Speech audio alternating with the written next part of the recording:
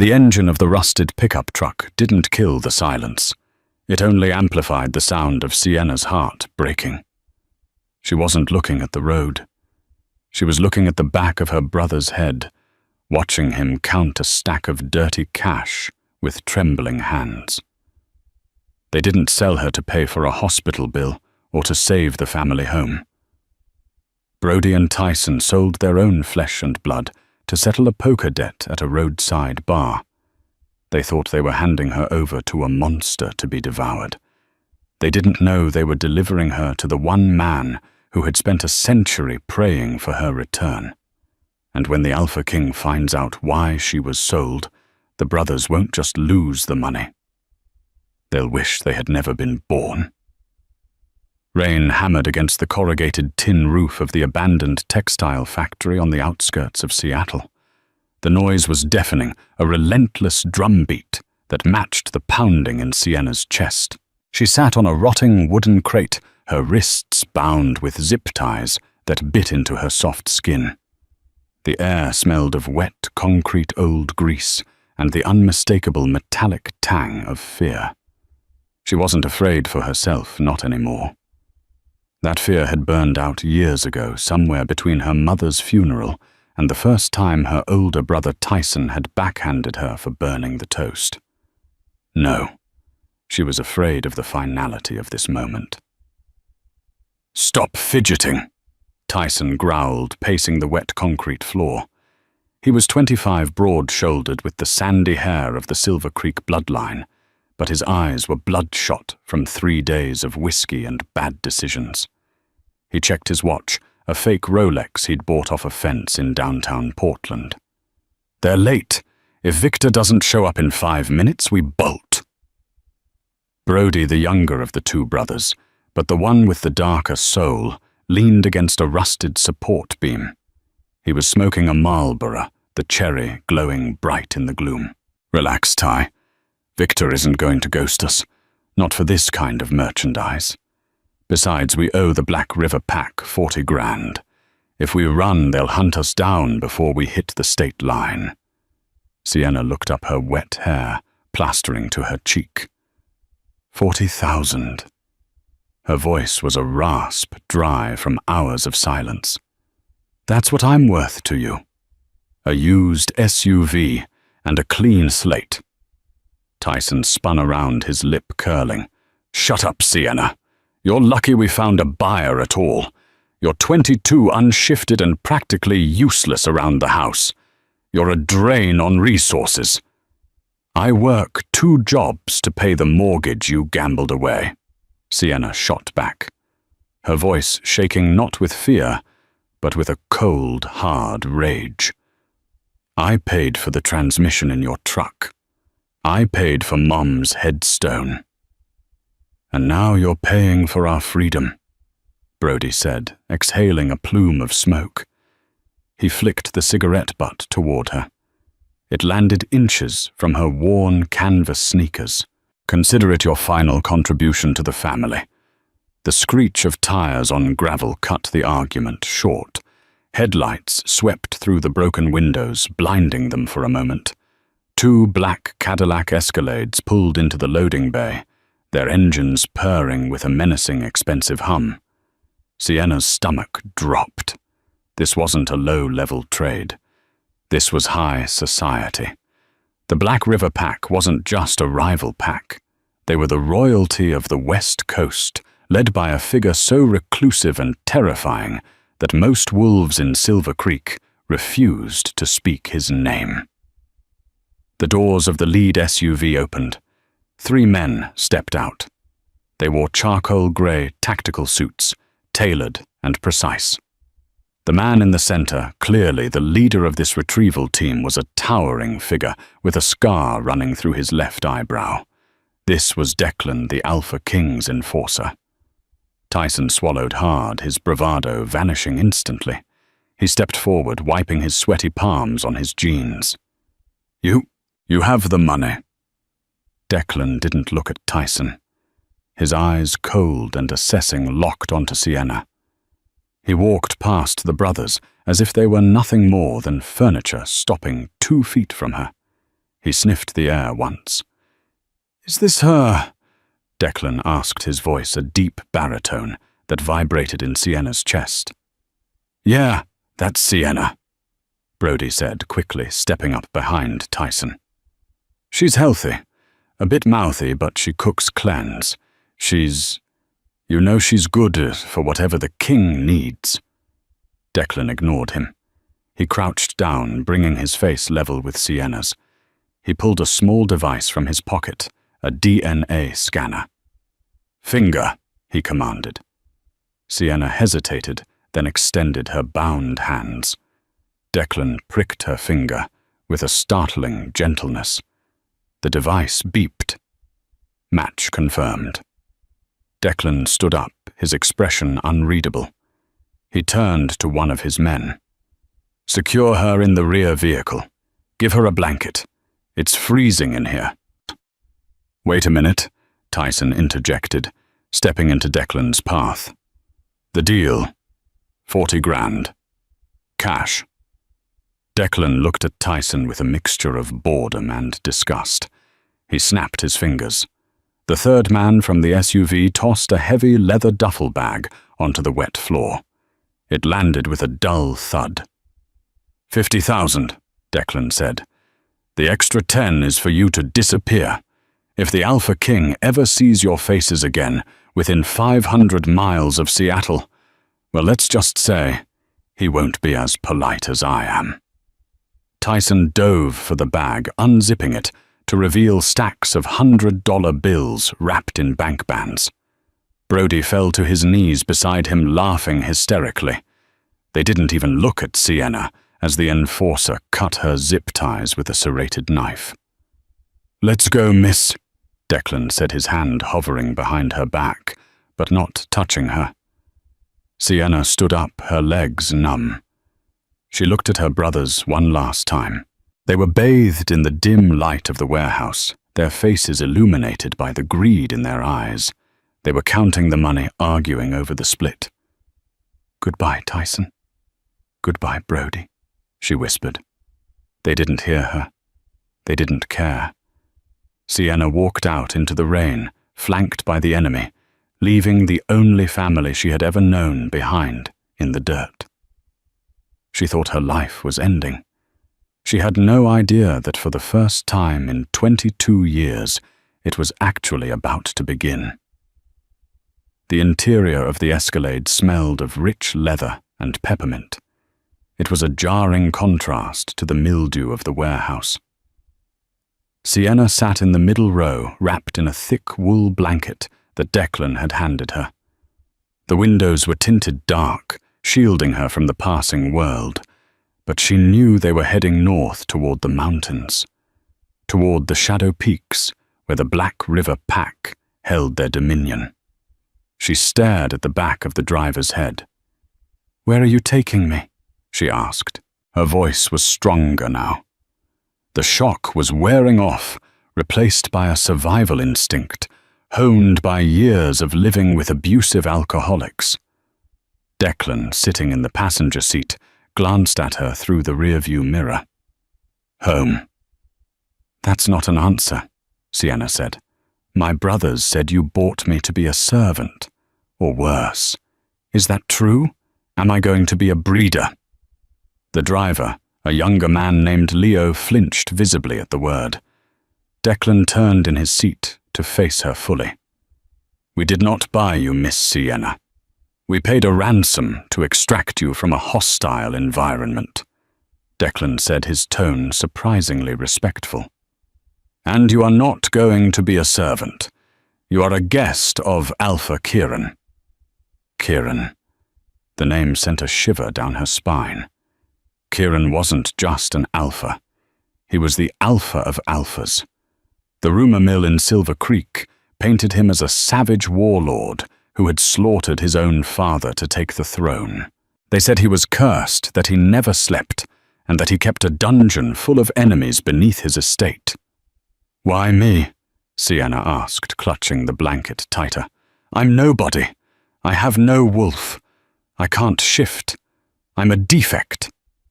Declan's expression softened just a fraction. You are many things, Sienna. A defect is not one of them. The king has been looking for you for a long time. Looking for me, I've lived in the same rotting trailer in Silver Creek my whole life. I haven't been hiding. Some things are hidden in plain sight, Declan murmured, turning back to the road. Rest. We will be at the Obsidian Manor in 20 minutes. The rest of the drive was silent. Sienna watched as the scenery changed from the urban sprawl of Seattle to the dense, towering pines of the Cascades. The road wound upward higher and higher until they passed through a massive iron gate flanked by 2 stone gargoyles. The estate was breathtaking. It wasn't a fortress. It was a masterpiece of modern architecture blended with ancient stone. Floor-to-ceiling glass walls looked out over a precipice glowing with warm amber light against the dark, rainy night. The car stopped. Leo opened her door. "This way, miss." Sienna stepped out onto the cobblestone driveway. The air here was thin and crisp, smelling of pine needles and ozone. A double door made of dark mahogany opened, and a woman in a severe black suit stepped out. She looked like a housekeeper, but she moved with the predatory grace of a warrior. "I am Martha," the woman said, bowing her head slightly. "Follow me. The Alpha is waiting in the library." Sienna's heart hammered against her ribs. She was ushered through a grand foyer with marble floors that reflected the crystal chandelier above. They passed hallways lined with oil paintings of stern-faced men and women, Kieran's ancestors, she assumed. They stopped in front of a heavy oak door at the end of the east wing. Martha knocked once, then opened it. "Go on," Martha whispered. Sienna stepped inside. The library was cavernous, lined with shelves that reached 20 feet high. A fire crackled in a massive stone hearth, casting dancing shadows across the room. In front of the fire, sitting in a leather armchair, with his back to her, was a man. He was holding a glass of amber liquid, his hand large and powerful. He didn't turn around immediately. "Close the door," he said. His voice was low, rougher than Declan's, like gravel grinding against velvet. Sienna pushed the door shut. The click of the latch sounded like a gunshot in the quiet room. "My brothers," Sienna started, needing to break the tension. "They sold me. They said I belonged to you now." The man stood up. He was massive, easily 6'5", wearing a black button-down shirt with the sleeves rolled up to reveal forearms corded with muscle and covered in faint white scars. He had hair the color of midnight and eyes that were a startling, piercing gold. He turned slowly. When his gaze landed on her, the glass in his hand shattered. Whiskey and shards of crystal fell to the rug, but he didn't seem to notice the blood dripping from his hand. He stared at her as if she were a ghost, as if she were a miracle. He took a step forward, inhaling deeply. His eyes widened, his pupils dilating until the gold was almost swallowed by black. "Sienna," he breathed. It wasn't a question. It was a prayer. Sienna backed up, hitting the door. "Who are you? How do you know my name?" Kieran stopped, sensing her fear. He held up his uninjured hand in surrender. "I know your name," he said, his voice trembling with suppressed emotion. "Because I have whispered it every night for 20 years. He reached into his pocket and pulled out a small, tarnished object. It was a silver locket, shaped like a teardrop. Sienna gasped. Her hand flew to her neck. I lost that when I was 5, at the state fair." "You didn't lose it," Kieran said softly. "You gave it to a boy who was crying behind the Ferris wheel because he had just lost his parents." The memory hit Sienna like a physical blow. The crying boy, the dirty face. She had been a child, unafraid, and she had given him her mother's locket to make him stop crying. She had told him it was magic. "You," Sienna whispered. "You're the boy." "I am Kieran," he said, taking another step, "and I promised you that day that I would return this to you. I promised I would protect you." He looked at the bruises on her wrist where the zip ties had been. A low growl rumbled in his chest, a sound so primal it made the windows rattle. "I failed," he snarled, the self-hatred evident in his tone. "I let those vermin touch you."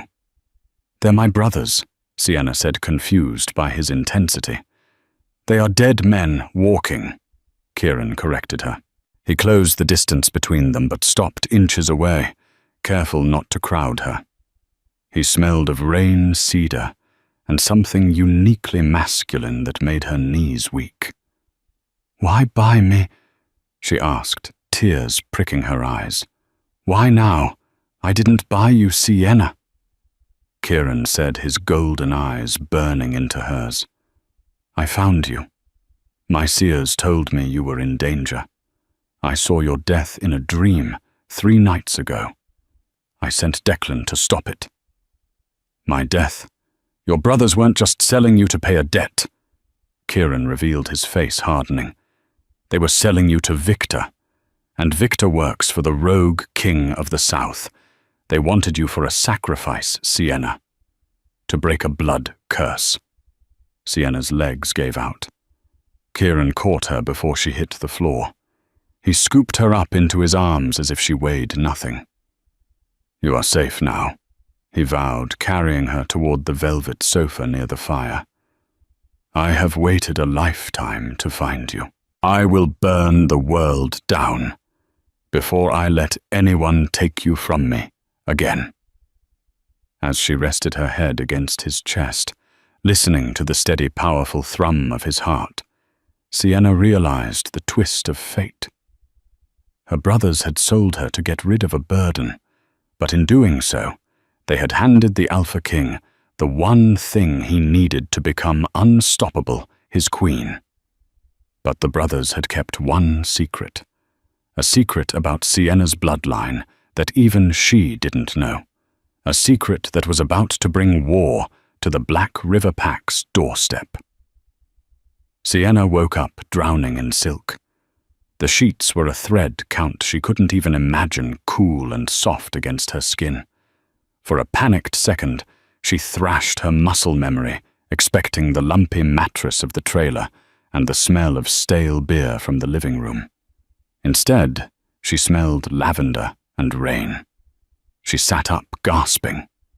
The room was massive, larger than her entire childhood home.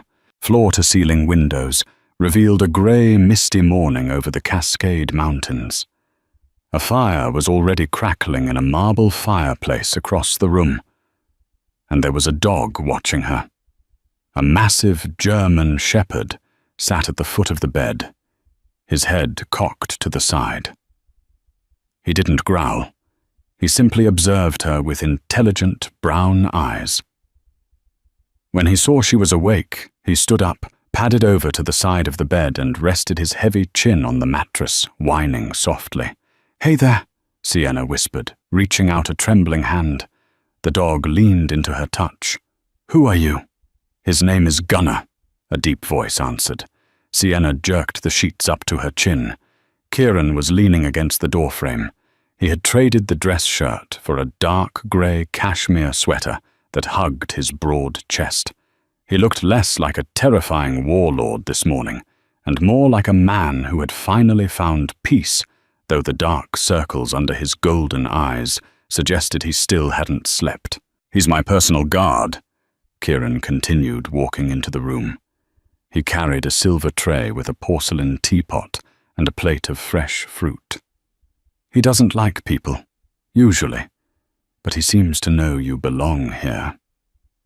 "I don't belong here," Sienna said, her voice small but firm. "I'm a defect, Kieran. You need to understand that. I'm 22 and I haven't shifted. In my pack, in Silver Creek, that makes me less than human. I'm a liability. Kieran set the tray on the nightstand and sat on the edge of the bed. Gunnar immediately moved to sit between them, acting as a bridge rather than a barrier. Do you know why wolves shift, Sienna? Kieran asked quietly. Because of the moon goddess. Because of biology. Because of protection, Kieran corrected. We shift to protect ourselves from a harsh world, to hunt, to fight. He looked at her with an intensity that made her breath hitch. Perhaps your wolf never surfaced because she knew she didn't need to fight. Perhaps she knew I was coming. That sounds like a fairy tale, she scoffed, though her heart pounded. You said you dreamed of me. That sounds like madness. Kieran stood up abruptly. Get dressed. There is something you need to see. He left her a set of clothes, soft leggings, and an oversized sweater that looked brand new. Sienna dressed quickly, her mind racing. She followed the sound of his footsteps down the hall to a room she hadn't seen the night before. It was an art studio. The smell of turpentine and oil paint hung heavy in the air. Canvases were stacked against the walls, dozens of them all covered with white sheets. Kieran walked to the center of the room and pulled the sheet off an easel.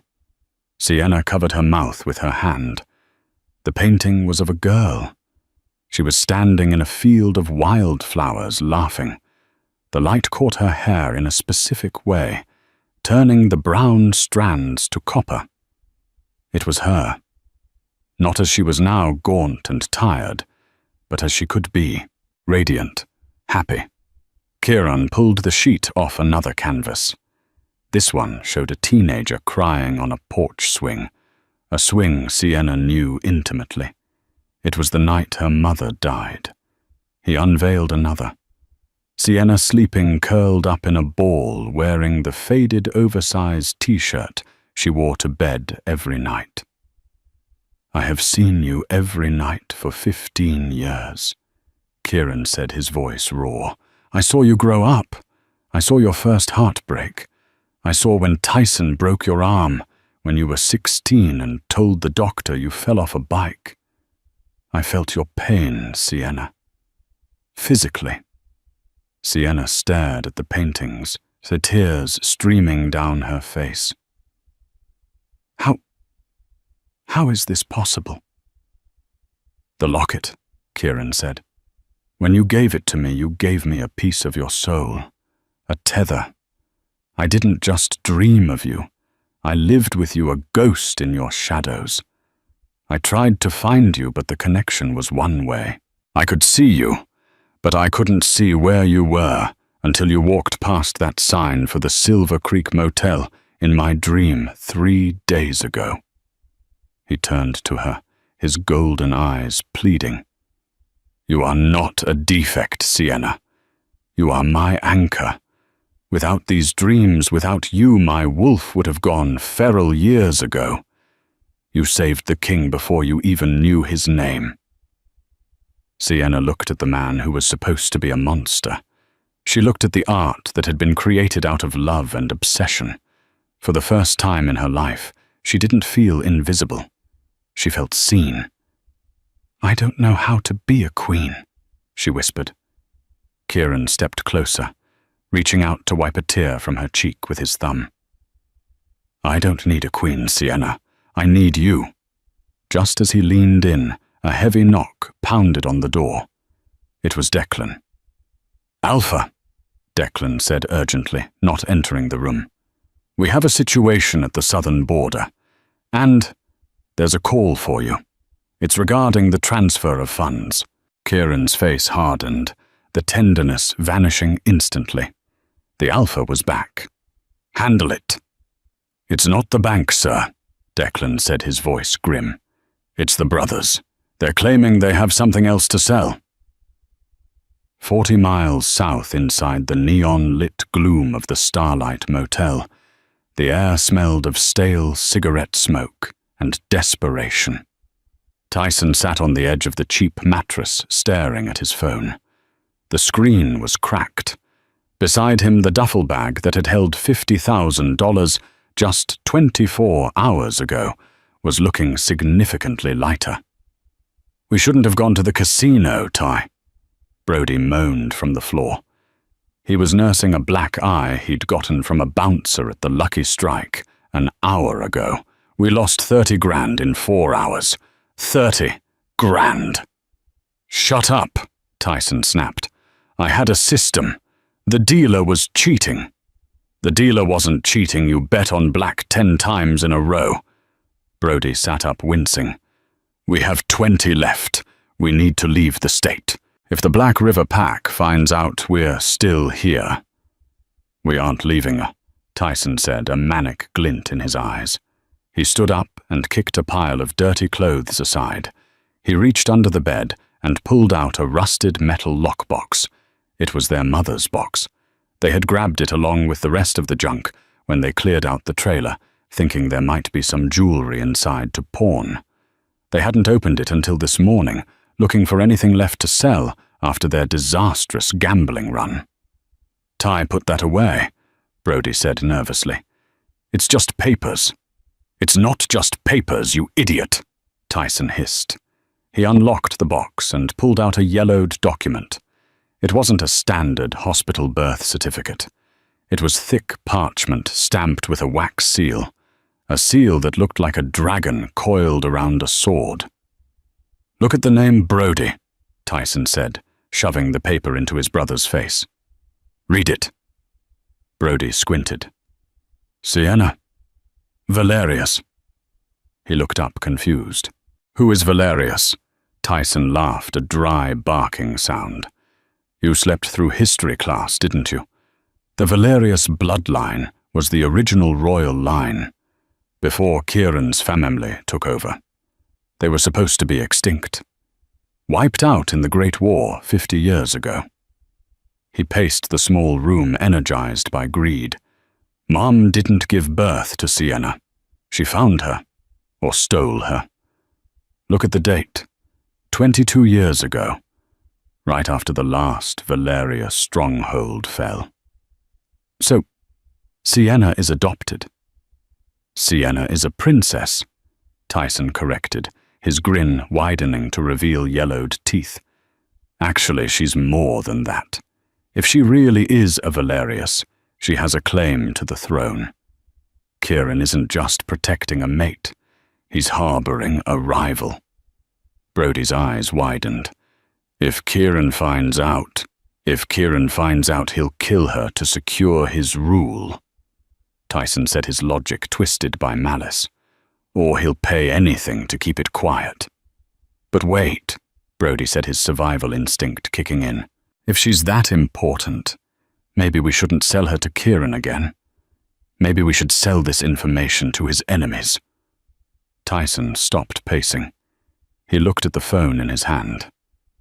"Victor," Tyson whispered. "Victor wanted her for a sacrifice. He works for the Rogue King. If the Rogue King knew he could get his hands on the last Valerius heir, he wouldn't give us 50 grand. He'd give us millions." "But Kieran has her," Brody argued.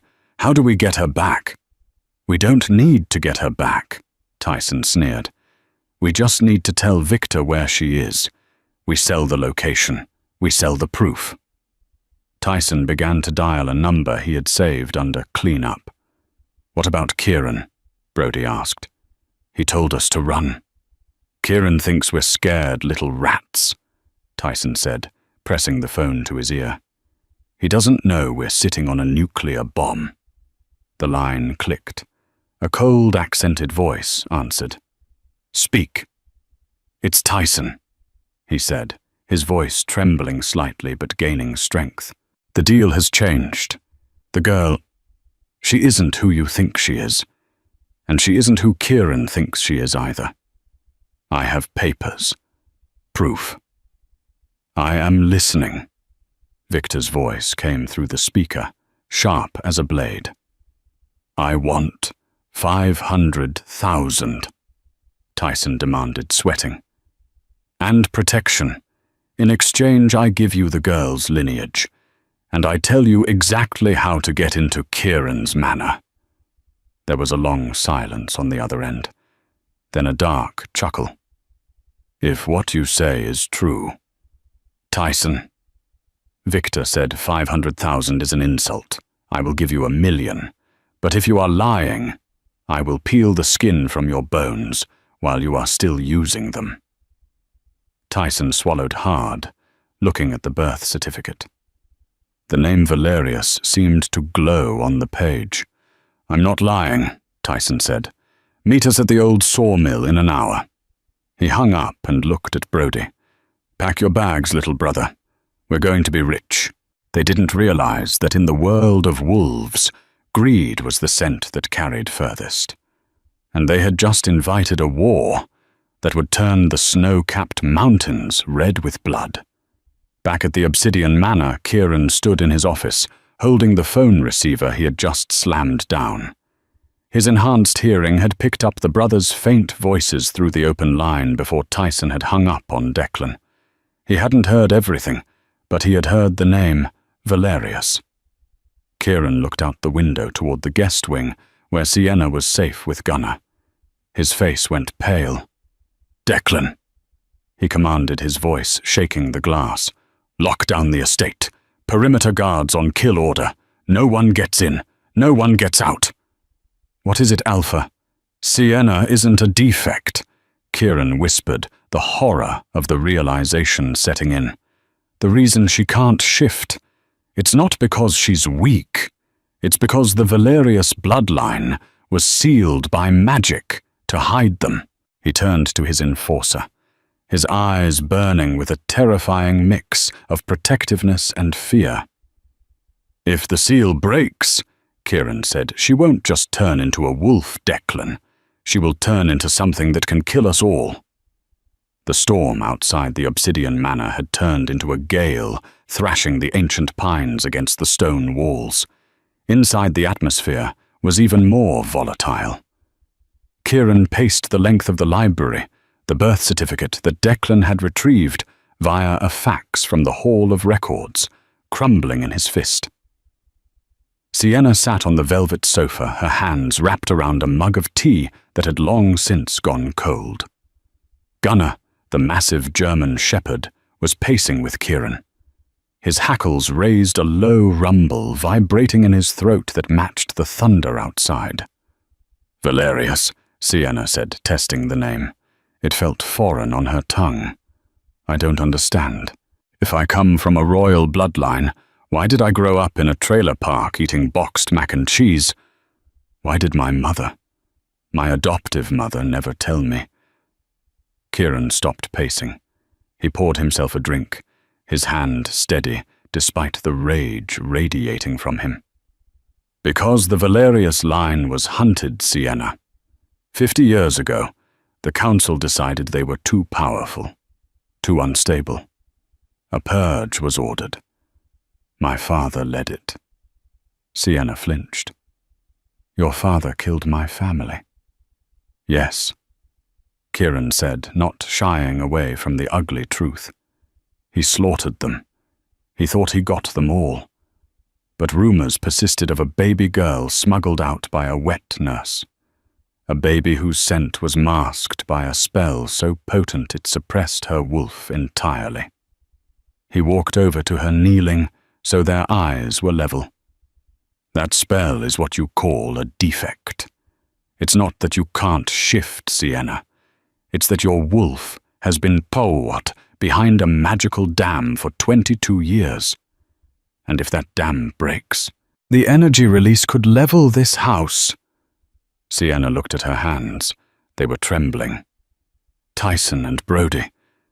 They know enough to be dangerous, Kieran said grimly. They know you are valuable, and they are desperate. Suddenly, the lights in the manor flickered and died. The emergency generator didn't kick in. The room was plunged into darkness, illuminated only by the dying embers in the fireplace and the occasional flash of lightning. Stay down, Kieran commanded, his voice changing. It wasn't the voice of a lover anymore. It was the voice of the Alpha King. The glass wall overlooking the cliff shattered inward. It wasn't the wind. Repelling ropes swung through the broken expanse, carrying men dressed in black tactical gear. But these weren't ordinary soldiers. Their eyes glowed red. Rogues. "Gunner guard!" Kieran roared. The German shepherd launched himself at the first intruder, his jaws snapping around the man's forearm with a bone-crushing crunch. Kieran moved with a speed that blurred the air, shifting mid-stride into a massive midnight black wolf. He tore into the attackers, a whirlwind of claws and fury. Sienna scrambled behind the heavy oak desk, her heart hammering against her ribs. She looked for a weapon, finding only a heavy brass letter opener. "Sienna!" The scream came from the hallway. It was Martha. Sienna peeked around the desk. The library doors burst open. Standing there, framed by the chaos, was Victor. He was a slender man, with a cruel aristocrat face and a silver-handled cane that concealed a blade. And behind him, cowering like beaten dogs, were Tyson and Brody. "Hello, Princess," Victor purred, stepping over the body of one of Kieran's guards. Kieran's wolf snarled, turning to face the new threat, but 3 rogues jumped on his back, pinning him down with silver-spiked nets. The Alpha King roared, thrashing, but the silver burned his fur, weakening him. "Stop!" Sienna screamed, standing up. "Don't hurt him." Victor laughed. "The king is resilient. I'm more interested in you." He gestured to the brothers. "Bring her to me." Tyson stepped forward, his face bruised and sweaty. "Come on, Sienna. Don't make this hard. Victor just wants to talk." "You sold me," Sienna spat, gripping the letter opener. "Again." "We made a business deal." Brody mumbled, refusing to meet her eyes. $1,000,000. We can go to Mexico. We can all start over." "There is no we," Victor interrupted coldly. He pulled a silenced pistol from his coat and shot Brody in the leg. Brody shrieked, collapsing to the floor, clutching his shattered kneecap. Tyson froze, his face draining of color. "You said no violence," Tyson stammered. "I lied," Victor said, bored. "You two are loose ends. I have the girl. I have the location. You are merely fertilizer." He raised the gun toward Tyson's head. "No." Sienna moved without thinking. She threw herself between Victor and her brother. The brother who had sold her. The brother who had beaten her. Victor paused, an amused eyebrow raised. "You protect the vermin who betrayed you. How noble. How valerious." He reached out and grabbed Sienna by the throat, lifting her off the ground. His grip was like iron. "Let's see if the legends are true," Victor whispered, tightening his squeeze. "Let's see what happens when the vessel cracks." Kieran howled, a sound of pure agony. He ripped through the silver net, ignoring the burning flesh, and lunged, but Victor was faster. He threw Sienna across the room. She hit the stone fireplace with a sickening crack. Pain exploded in her head. Darkness rushed in. She couldn't breathe. She couldn't move. She lay on the cold floor, watching Kieran fight a losing battle against a dozen rogues. She saw Tyson crying over Brody's bleeding body. She felt something inside her chest snap. It wasn't a bone. It was something deeper, something ancient. The dam broke. The sound wasn't a roar. It was a hum, a low, resonant frequency that shook the dust from the bookshelves and made the glass in the remaining windows vibrate. Victor stopped. He looked around, confused. "What is that?"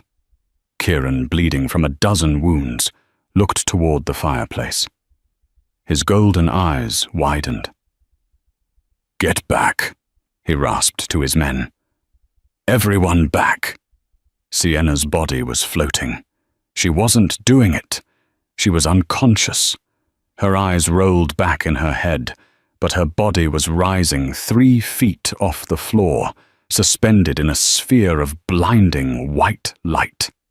The air in the room grew instantly hot, smelling of ozone and burning cedar.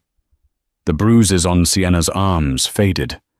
The cut on her head knit itself back together in seconds. "Kill her!" Victor screamed, sensing the shift in power. "Shoot her now!" 2 rogues opened fire with automatic rifles.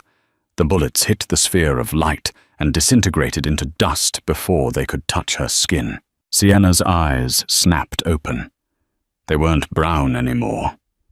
They were pure incandescent silver, the color of starlight. She didn't speak. She threw her head back and screamed, but the sound that came out wasn't human. Her body contorted, bones breaking and reshaping with a sickening wet crunch. But she didn't look like she was in pain. She looked like she was being liberated.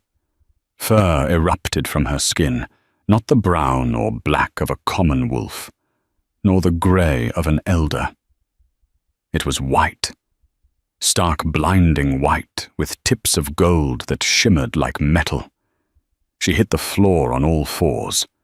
She was massive. Larger than Kieran. Larger than any alpha in recorded history. She was a dire wolf, a creature of myth, the avatar of the Valerius line. The white wolf looked at Victor. Victor, the man who had terrified the West Coast underworld for a decade, dropped his cane. He stepped back, his hands shaking. Impossible. They were extinct. The white wolf didn't growl. She moved. She was a blur of white light.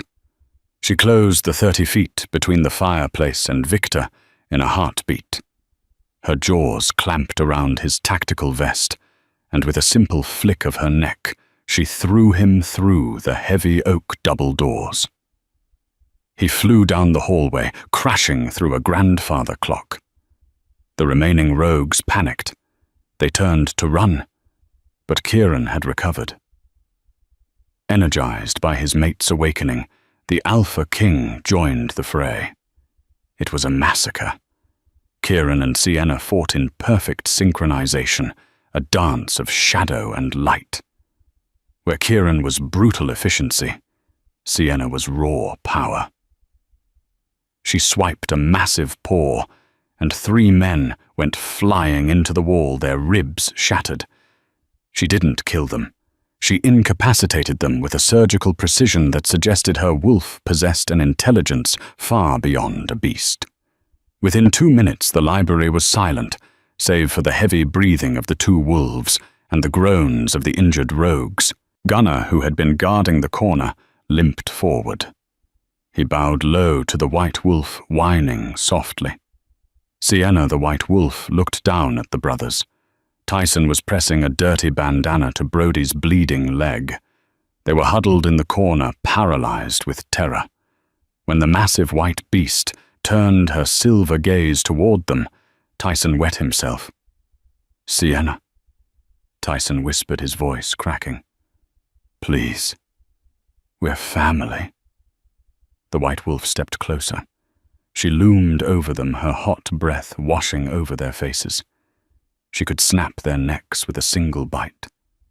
She wanted to.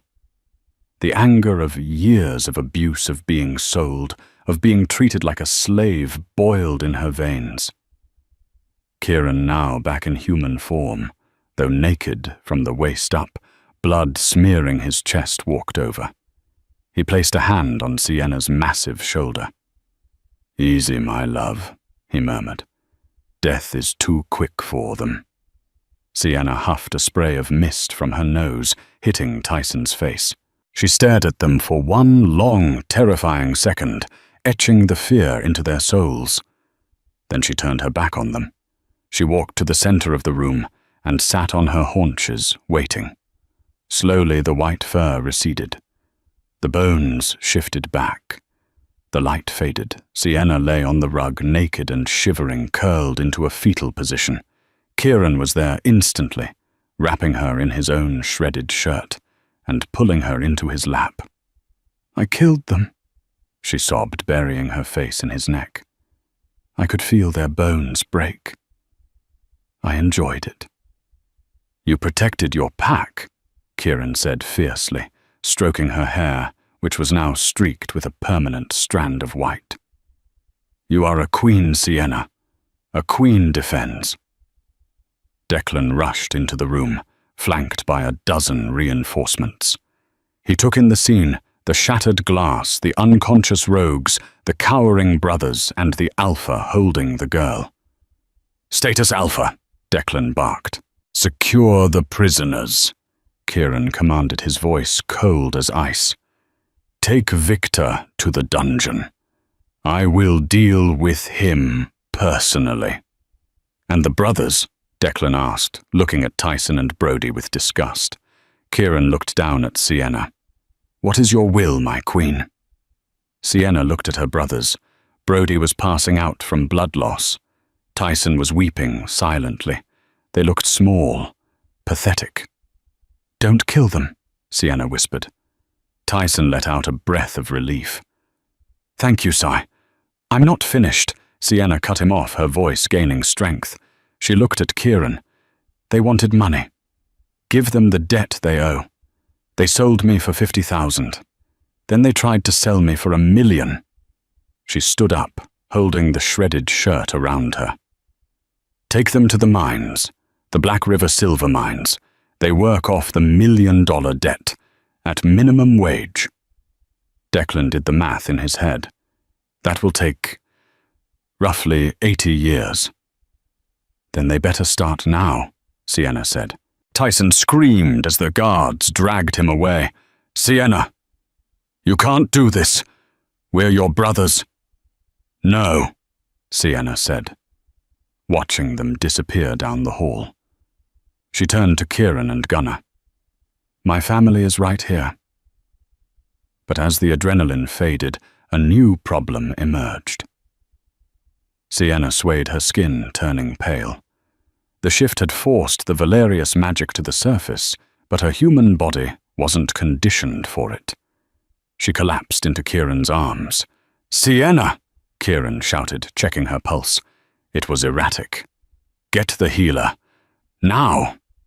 The curse of the Valerius line wasn't just that they were powerful. It was that their power burned too bright. Without a tether, without a ritual to stabilize the magic, the white wolf would consume Sienna from the inside out. Kieran picked her up, running toward the medical wing. He had found her. He had saved her. But the war for her life wasn't over yet. The final battle wouldn't be fought with claws and teeth, but with spirit and dreams. The medical wing of the Obsidian Manor was sterile white and smelled of antiseptic and ozone. Sienna lay on a bio-bed, her skin translucent veins glowing with a terrifying, pulsing light. Every time her heart beat, the lights in the room surged and dimmed.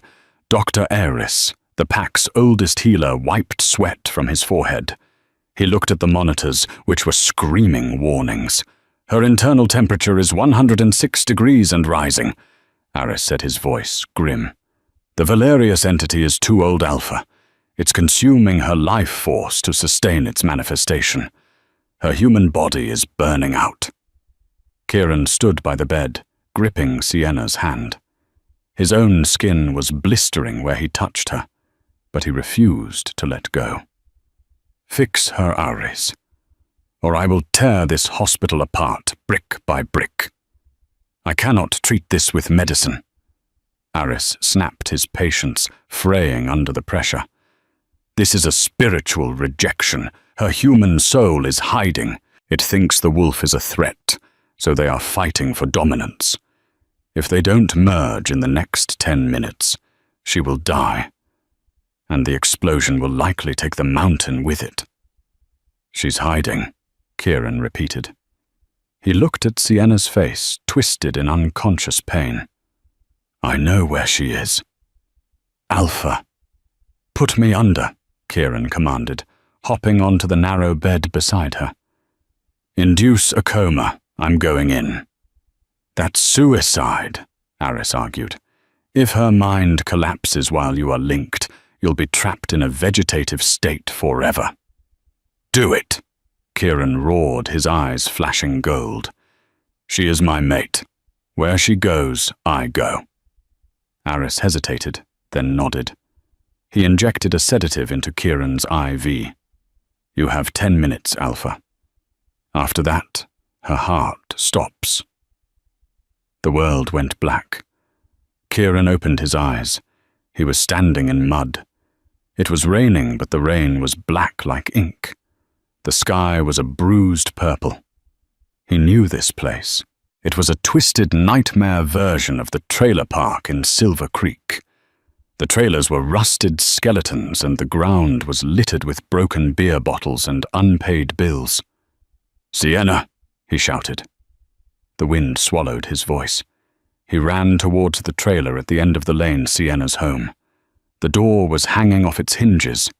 Inside, the air smelled of stale smoke and fear. He found her in the closet. She wasn't the 22-year-old woman he loved. She was a child, maybe 5 years old, curling into a ball among dirty laundry. She was covering her ears, rocking back and forth. Outside the closet, a massive shadow prowled. It was the white wolf, gigantic, glowing and terrifying. It clawed at the walls, trying to get in, trying to claim its vessel. Go away, the child, Sienna screamed. I'm sorry, I'll be good. Don't hurt me. Kieran realized with a jolt of heartbreak that she didn't see the wolf as a part of herself. She saw it as another abuser, another monster coming to hurt her, just like Tyson, just like her stepfather, just like the world. Kieran stepped between the child and the prowling shadow. He didn't draw a weapon. He knelt down. Sienna, he said softly. The child looked up. Her eyes were wide and terrified. Who are you? Did Tyson send you? No, Kieran said, reaching into his pocket. He pulled out the silver teardrop locket. You sent me. A long time ago. The child stared at the locket. The black rain outside seemed to slow down. I promised I would bring this back, Kieran said. I promised I would protect you. The monster wants to eat me, she whispered, pointing at the glowing white claws, tearing at the floorboards. That's not a monster, little one, Kieran said. He took her small hand and placed it on his own chest. That is your strength. It's the part of you that refuses to be broken. It's the part of you that survived the cold, the hunger, and the cruelty. He looked over his shoulder at the white wolf. The beast stopped clawing. It sat down, whining softly, waiting for permission. You have been hiding in this closet for 20 years, Kieran said, his voice thick with emotion. You don't have to hide anymore. You are not the victim. You are the queen. He held out his hand. Take my hand. Let's walk out of here together. Child Sienna hesitated. She looked at the dirty laundry, her safe space. Then she looked at Kieran's golden eyes, the only warm thing in this cold, dark world. She reached out. The moment their fingers touched the trailer, exploded into light. The mud vanished. The black rain turned into petals. The child grew morphing, stretching until Kieran was holding the adult Sienna. She was naked, glowing with starlight, and her eyes were silver. The white wolf walked forward and merged into her body, not violently, but like water returning to the sea. Sienna took a deep breath, the nightmare dissolving. She looked at Kieran and smiled. You kept the locket, Always, Kieran whispered. In the medical wing, the monitors flatlined for one terrifying second. Dr. Aris charged the defibrillator paddles. Clear! Before he could strike, Sienna's hand shot out and grabbed his wrist. Her grip was strong. She opened her eyes. One was gold, the other silver. Heterochromia, the mark of a dual alpha lineage. The lights in the room stabilized. Her skin cooled. Kieran gasped, waking up beside her. He ripped the IV from his arm and pulled her into a crushing embrace. You're back, he choked out, burying his face in her hair. I'm back, Sienna said, her voice sounding different, deeper, echoing with power. She looked at Dr. Aris, who was trembling. Thank you, Doctor. I'm hungry. I believe I would like a steak. Rare. 1 year later. The Black River silver mines were a place where hope went to die. Located 2,000 feet beneath the earth, the air was thick with dust, and the clang of pickaxes against stone never stopped. Tyson wiped grime from his face, coughing. His hands, once soft from holding nothing heavier than a deck of cards, were now covered in calluses and scars. He looked 20 years older. Move it, maggot! A guard shouted, whipping a cane across Tyson's back. Tyson yelped and swung his pickaxe harder. Next to him, Brody was pushing a heavy cart of ore. Brody didn't talk much anymore. The limp from his shattered knee made every step agony. A whistle blew. Lunch break. 15 minutes of stale water and hard bread. They sat on the cold rock floor. Above them, a small television screen mounted on the wall flickered to life. It was the only connection they had to the outside world, a cruel torture designed to show them what they were missing. The news anchor was smiling. And in global news, the Unity Ball is taking place tonight at the Obsidian Manor. King Kieran and Queen Sienna are celebrating the first anniversary of the Valerius Restoration. It is also rumored that the Queen will be making a special announcement regarding the royal heir. The screen cut to live footage. There she was. Sienna stood on a balcony overlooking a crowd of thousands. She wore a gown of shimmering white silk that looked like liquid moonlight. On her head sat a crown of woven silver and diamonds.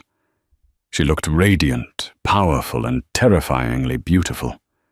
Beside her, Kieran looked at her with a devotion that made the whole world envious. And at their feet, sitting proudly with a diamond-studded collar, was Gunnar. Tyson stared at the screen, tears cutting tracks through the coal dust on his face. She looks happy, Brody whispered, his voice cracking. She was our sister. Tyson sobbed, the weight of his regret crushing him heavier than the mountain above. She was right there. We had a queen in our kitchen and we treated her like a slave. On the screen, Queen Sienna raised a hand, and the crowd went silent. She didn't look at the camera, but Tyson felt her gaze pierce through the earth straight into his soul. She had given them exactly what they wanted, a life where they didn't have to worry about money, because they would never see a penny again. Back at the manor, Sienna turned away from the balcony. Kieran wrapped his arms around her waist, his hand resting gently on the small bump of her stomach. Are you tired? He asked softly. A little, Sienna admitted, leaning into him. But I had a dream last night. Kieran tensed. A bad one. No. She smiled, looking at the painting of the field of wildflowers that now hung in the great hall. I dreamed of a little boy, with black hair and silver eyes. He was running with a puppy. Kieran kissed her forehead. That sounds like a good dream. It wasn't a dream, Kieran, she whispered, touching the locket at her throat. It was a promise. From the trailer park to the throne, Sienna had walked through fire and found not just her power, but her home. The brothers who sold her had forged the queen who would rule them all, and in the end, that was the greatest revenge of all. She was happy, and they were forgotten. And that is the story of Sienna and the Alpha King. From a $50,000 poker debt to the throne of the West Coast, Sienna proved that true worth isn't determined by a price tag, but by the spirit within. I want to know what you think. Did Tyson and Brody get what they deserved in the mines? Or was 80 years of hard labor too easy for selling their own sister? Let me know in the comments below. I read every single one. If you enjoyed this story of betrayal, revenge, and romance, please hit that like button. It really helps the channel grow. And don't forget to subscribe and ring the bell so you never miss out on the next dramatic saga. Until next time, keep howling